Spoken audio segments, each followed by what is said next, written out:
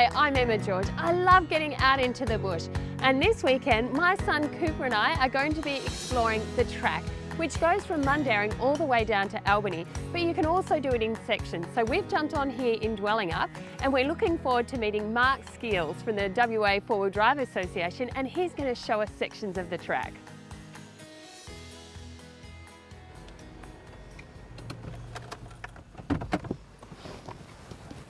Hi Mark, it's great to meet you. Hello Emma. I'm so excited about doing the track. You've spent a lot of time and effort putting all these roads together to form this track.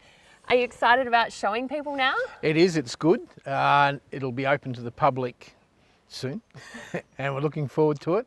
And it's been a combined effort of a lot of people over many years, but we finally got this part done.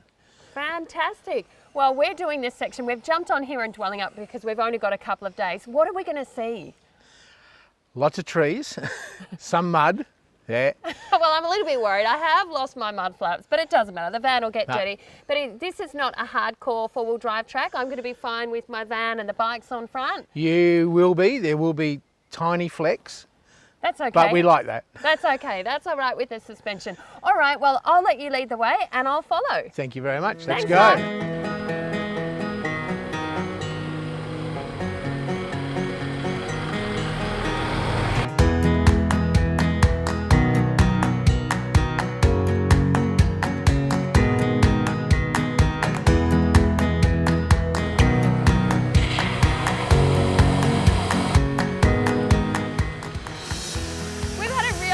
Day so far. Sometimes it's not how far you drive, but it's what you get to do. And we've pulled into the track here in Dwellingup and we've seen the steam train.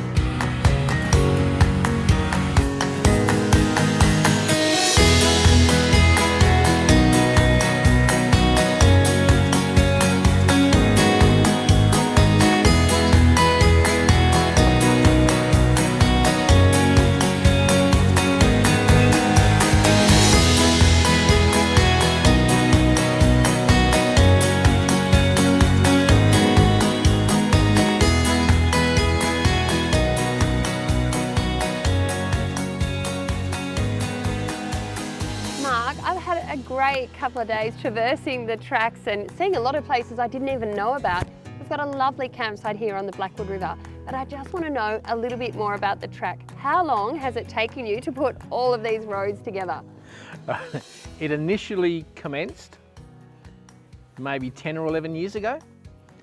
It came to a bit of a halt after 12 months and it was reinvigorated midway through 2016. And I came on board early 2017 and we're now nearly at the end of 2018. It's a goer and it has worked quite well so far. And a number of people have done it and we've had a lot of good positive comments about the track. Our four-wheel drives are pretty well set up, but what's it like, the track? Can any four-wheel drive do it? The whole concept of the track was set up so that any four-wheel drive and most all-wheel drives have no problems at all doing it. And you can tow a camper trailer as you've found on yours. And that's really it. It's been set up so that you do not need the huge lifts, you don't need a massive amount of stuff. So it's pretty interesting in that there's no paper map of where we're going. It's actually called a live track. So I've got it here on my device. Why is it a live track? Okay. Because it changes. We've got no control over closures, we've got no control over bushfires. As you found with the crossings that are shut and you can't go through them, you have to backtrack. So it's live so that when people download it, it will have the latest on there. And that was the theory behind that and it works quite well. We're relying on people on the track, if they come across something, to tell us and we will then change and or modify and or alert. So if someone wants to do this drive, how do they get the waypoints? How do they get it, the track on their device? Right, it's on the WA Four-Wheel Drive Association website. There's a little section there that has the track and all the waypoints and all the instructions on it. You just download it. So is there any charge at all? No, it's free. Everyone can come and have a go. We want as many people to come out and try it as possible. So if I've downloaded it, which I have on my device, the track that we've done this trip. If I wanted to do the four-wheel drive trip in another, say, 6 months' time, would I need to reload it again? Yes, we would always recommend that you reload a couple of days before you go. Because it's a live map, it just changes and will be modified all the time as we get alerts or as things happen. The basis won't change, but we might have closures through fire or flood or whatever's going to affect the track. Much the same as the Bibbulmun and the Mundaring shut, this one will as well. So it starts in Mundaring and finishes all the way down in Albany. It's interesting to see that none of the track is along the coast. We've deliberately done that. Everyone hits the coast all the time. That's done to death. So we've come inland through places not normally seen, visiting little towns that people might bypass and not normally come into. And a lot of these places that the track actually goes past, there's some great spots to see that are less visited than the coast and not as many people go to. I've really only had a couple of nights spare to come and do this section, and it's been great. I love that you can start in different sections and finish, and you've got all the waypoints to be able to do that. But if you wanted to do the track in one whole trip, how long does it normally take? We've allocated 4 to 5 nights. That would be good. It's just been Cooper and I this weekend, and it was really nice that you were able to come along with us, show me the tracks and sort of guide us along the way.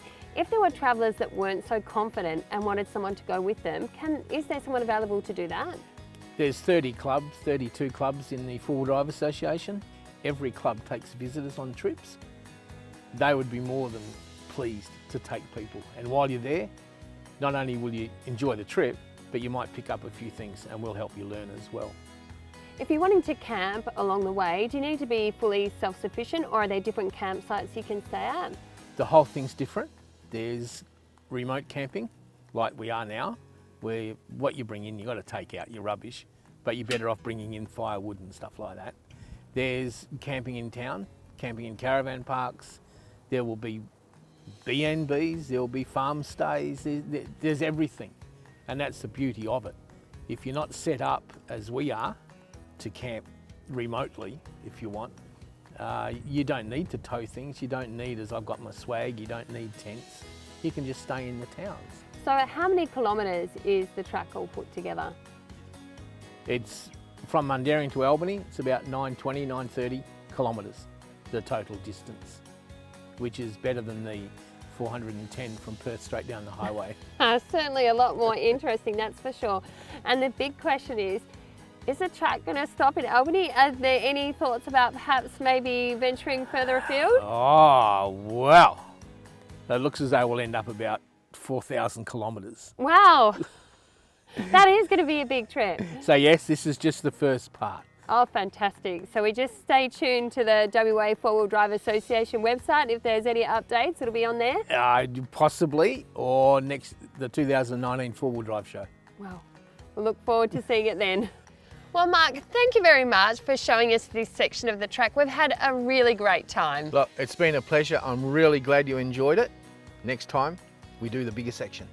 Well, I'm looking forward to it. Next time I'm going to bring the rest of the family and we'll start at Boyup Brook and work our way south. And it's a great section down there as well. And if any of you out there would like to come and explore the track, check out the WA Four-Wheel Drive Association website. It's got all the information you need. Well, I suppose we better get packed up and start heading home. Unfortunately, it's that time of the day. Thanks again, Mark. See you soon.